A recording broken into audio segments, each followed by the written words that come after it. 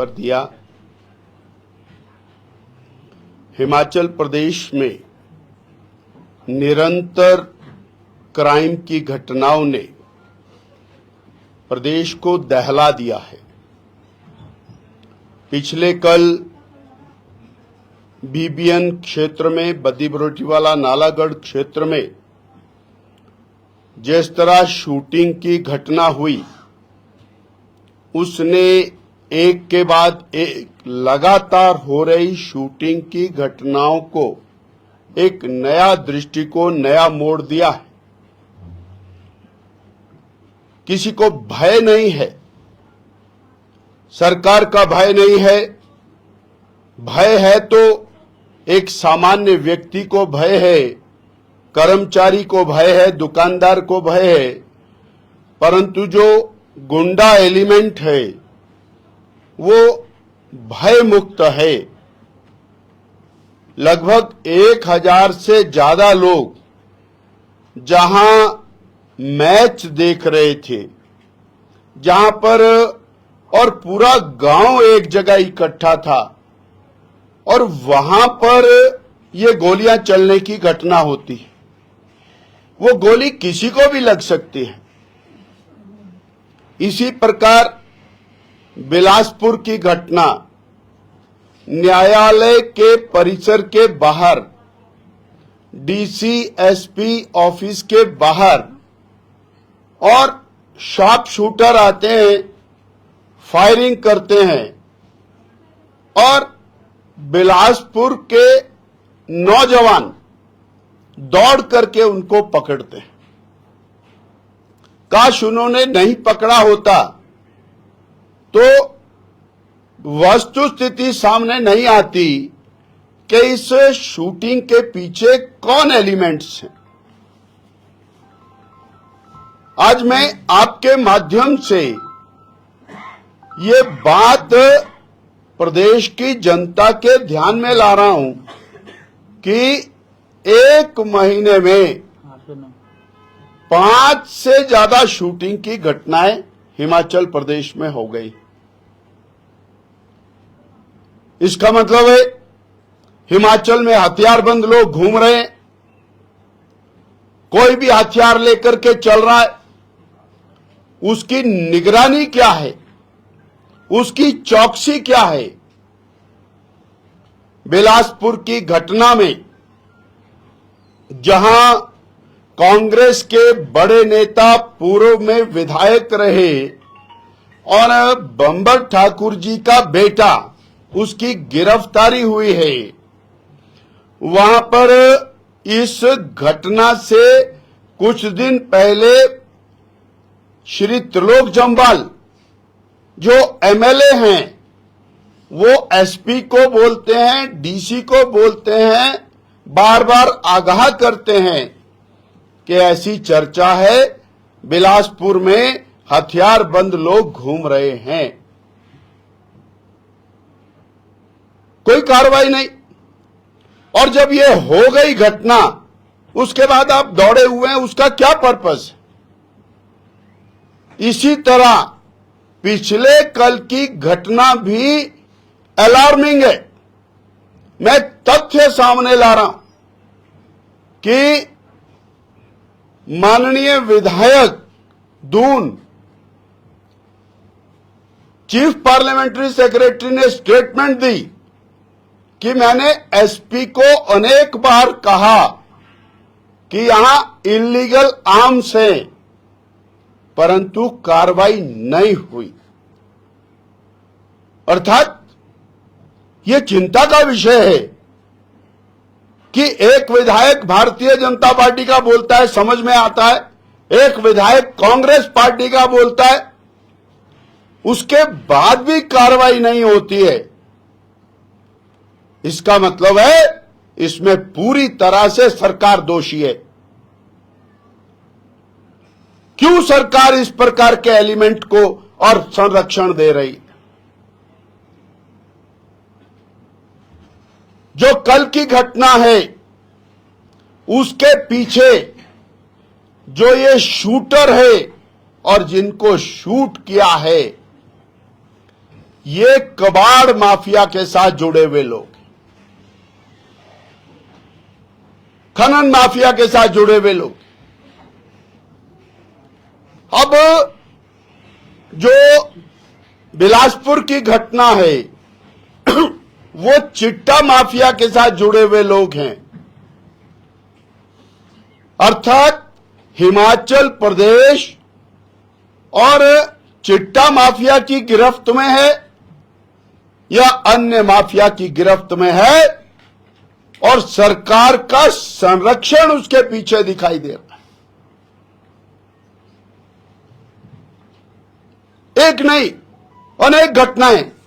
अगर जून के हम मर्डर निकालें तो और आंखें खुल जाती हैं, क्या अकेले जून में इतने सारे मर्डर हो सकते हैं? 30 जून को मैंने बताया कड़ुवाना में फायरिंग होती है, 17 जून को बरोटीवाला में युवक की हत्या होती है, 24 जून को सोलन में टैक्सी वाले का मर्डर होता है, 28 जून को और सोलन में महिला का शव मिलता है, 25 जून को और सैलानियों के ऊपर फायरिंग होती है, 25 जून को चंबा के चुवाड़ी में और कांगड़ा के युवक की हत्या होती है, 20 जून को मैंने बताया बिलासपुर के कोर्ट परिसर के बाहर फायरिंग होती है, 20 जून को कीरतपुर नेर चौक 4 लेन के समीप एक हत्या होती है, और इसी तरह 16 जून को अमेरिकी नागरिक का शव मिलता है, 15 जून को युवक और युवती की सड़ी हुई डेड बॉडीज मिलती हैं, 12 जून को और इंटेलिजेंस ब्यूरो के ऑफिसर की हत्या होती है, और 9 जून को एक पति पत्नी को केवल पैसे के लालच में मार दिया जाता है, 8 जून को ठियोग में गोलाबारी होती है, गोलियां चलती हैं। ये यही नहीं रुकता है, खनन माफिया के हौसले इतने बुलंद हैं, खनन का अधिकारी, पुलिस का अधिकारी, दोनों को खनन माफिया बदी वाला नालागढ़ एरिया में बंधक बना देता है, और पंजाब इंटरवेंशन के बाद वो वहां से छूट करके आते हैं।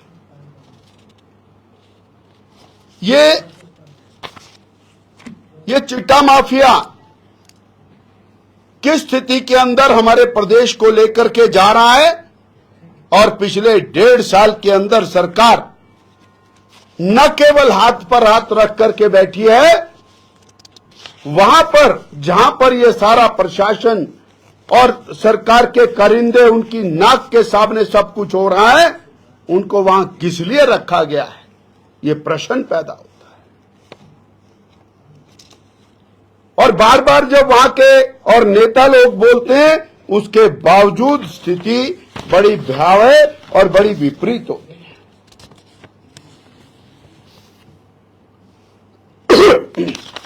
बीबीएन में 2 भाइयों को बंदूक की नोक पे उठाया जाता है, 2 किलोमीटर दूर जाके दोनों का मर्डर कर।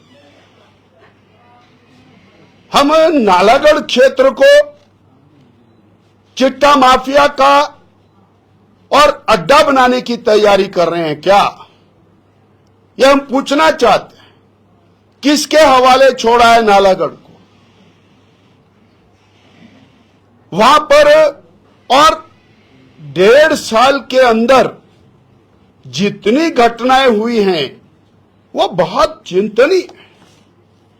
इसलिए हमारा सीधा सीधा सरकार के ऊपर आरोप है कि सरकार और सरकारी तंत्र हिमाचल प्रदेश के जनमानस के साथ खिलवाड़ कर रहा है, उनके जीवन के साथ खिलवाड़ कर रहा है, और हिमाचल प्रदेश जो शांति प्रिय प्रदेश था, वहां चंबा की और नृशंस हत्या से लेकर ये सब गोलीबारी की घटनाएं इस बात का सबूत है कि सरकार कानून व्यवस्था की धज्जियां खुद उड़ा रही। साथियों, पूरा प्रशासन और पूरी सरकार, अब मैं कहूंगा drug inspector, police inspector, cooperative inspector, excise inspector, food inspector, ये सब लोग देहरा विधानसभा क्षेत्र में दहशत बनाने में जुटे हुए, दहशत बनाने में जुटे। जो का टोला, लाभार्थी टोला, जो अनेक अनेक प्रकार के रैंक जिनको मिले हैं, वो सब आजकल देहरा में बैठकर पंचायत प्रधान, उसका पति मास्टर है सिरमौर, बीडीसी मेंबर का पति सर्विस में है किन्नौर, जो डर गया सो मर गया, उनका काम चल गया। पूरा प्रशासन केवल एक काम पर लगा है, येन केन प्रकारेण धक्काशाही के साथ और देहरा को हाईजैक करने की तैयारी। नॉट ओनली देहरा, हमीरपुर में समोसे वाले का चालान, चाट पापड़ी वाले का सैंपल, दूध वाले का सैंपल, इतने छोटे छोटे लोगों को और तंग करने का काम। और हमारे विधायक के कैंडिडेट को तो इन्होंने पूरी तरह से ब्रिगेड उसके पीछे लगाई, पता रहे कि बंदा किसके घर जा रहा है, जिसके यहां जा रहा है उसके पीछे बंदा भेज दिया जाए। ये स्थितियां तीनों चुनाव को और धन बल के आधार पर हाईजैक करने का और सरकार का, मुख्यमंत्री जी का जो योजनाबद्ध षड्यंत्र है, ये कामयाब होने वाला नहीं है। देहरा की जनता जान चुकी है कि जिन्होंने नादौन में कुछ नहीं किया वो देहरा में क्यों करेंगे। पर है कमाल, आसमान के तारे तोड़कर देहरा की सड़कों पर बिछा देंगे, ये आजकल वहां पर डायलॉग। और देहरा की गलियों को संगमरमर का बना देंगे, ये वहां की भाषा है। और 10 तारीख के बाद ये जो लाभार्थी टोला है, ये वहां कोई नजर नहीं आएगा। मुझे इतनी बात आपके माध्यम से साझा करनी थी। आपका बहुत धन्यवाद।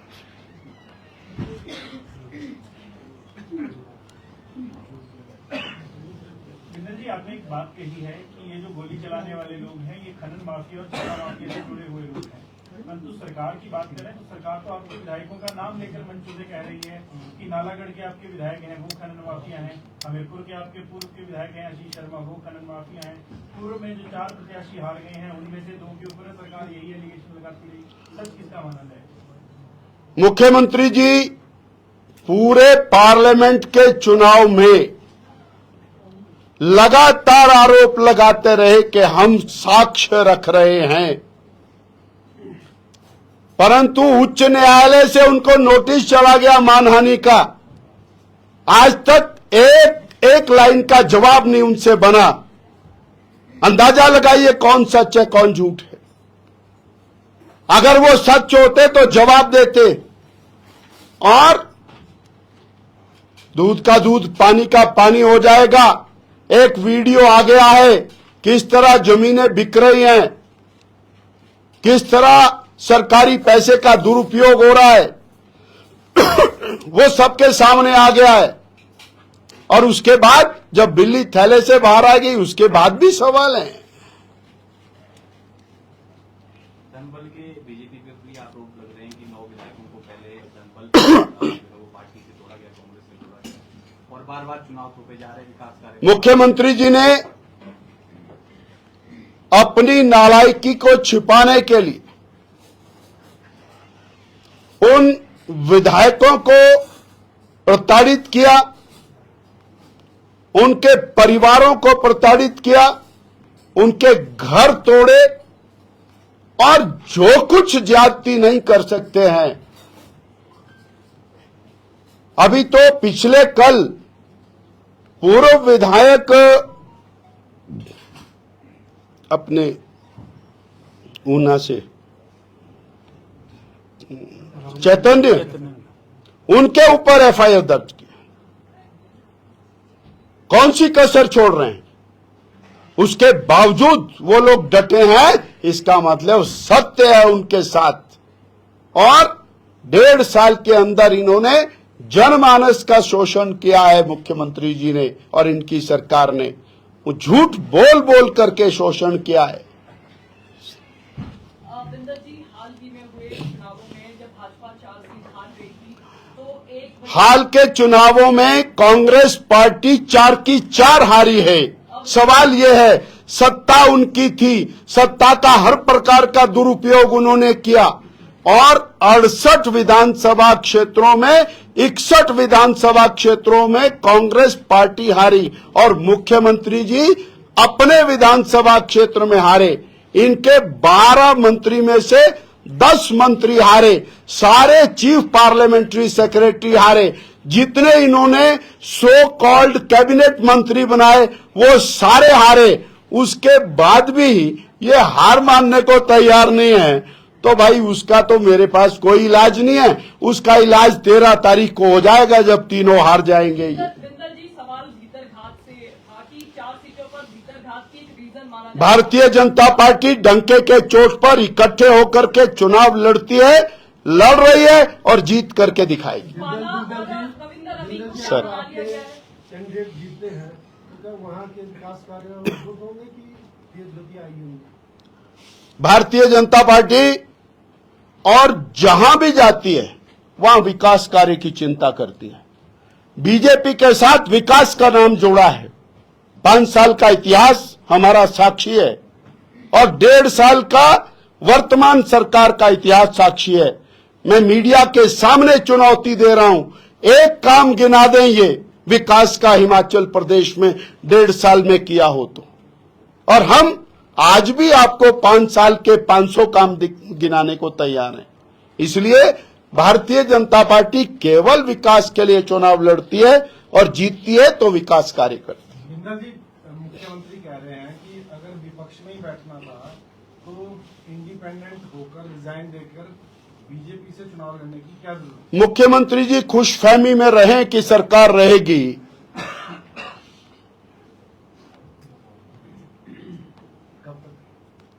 मुख्यमंत्री जी खुशफहमी में रहें कि सरकार रहेगी, पर देहरा वालों को पता है कि कमलेश जी सरकार में रहने वाली नहीं है। अर्थात ये सरकार चंद दिनों की मेहमान है, वक्त बताएगा। अभी लोटस की बात नहीं है, अभी कांग्रेस की बात है जाने वाली। देहरा में क्या जो रमेश चंद भाला है और रविंद्र रवि हैं, उनके साथ ना चलने की बात हो रही थी, क्या उनको मना लिया है आपने? भारतीय जनता पार्टी का एक एक कार्यकर्ता भाजपा के लिए काम कर रहा है। बिंदर जी, नरेश चौहान की आज भी प्रेस कॉन्फ्रेंस में उनका ये कहना था कि यही रट लगा रही थी सरकार, अब गिरी सब गिरी, विकास के नाम पर एक भी चिट्ठी उन्होंने चौधरी एक भी चिट्ठी दिखा दे तो विपक्ष ने सीएम को लिखी हो। किसके लिए? नरेश चौहान विकास के नाम पर एक नरेश चौहान जी क्या है जी? मीडिया सलाहकार है और हैं जी? कांग्रेस। अच्छा, क्या चिट्ठी देखनी है उन्होंने? सरकारें चिट्ठियों से थोड़ी नहीं चलती है। सरकार को आपने सुझाव नहीं दिया विकास वो बताओ, विपक्ष एक भी चिट्ठी विकास के मुद्दे पर नहीं लिखी है। विधानसभा में चर्चाएं उसको निकाल लें, ध्यान आ जाएगा कि बीजेपी का क्या स्टैंड है। आप जो गिरने वाली बात कर रहे हैं सरकार गिरेगी, सर मैं तो आज लॉ एंड ऑर्डर की बात कर रहा हूं और इस सरकार का रहना हिमाचल के हित में है ही नहीं। इस तरह की गोलीबारियां चलानी है तो इस सरकार के रहने का क्या लाभ? जयराम जी कह रहे थे कि 4 जून के बाद सरकार नहीं टिकेगी, कोई बात नहीं, टाइम तो चला गया 4 जून। वो तो 43 से 34 भी हुए और उसके बाद राज्यसभा की सीट भी हारे, उसके बाद चारों पार्लियामेंट हारे, तो ये भी हो जाएगा। अभी तो हम 13 तारीख का इंतजार कर रहे हैं। अभी एक नारा था कि देहरा कोई नहीं तेरा, और एक नारा है कि हमीरपुर हमारा देहरा तुम्हारा। इसके पीछे क्या भाजपा जनता पार्टी की गुटबाजी है जो ये नारा चला? देहरा होशियारा है तेरा, देहरा होशियारा है तेरा। यहां तो मायका भी नहीं है, मायका भी दूसरी जगह है। ये बहुत सारे सवाल आते हैं। वर्मा जी आइए आपको वहां नजारा दिखाते हैं।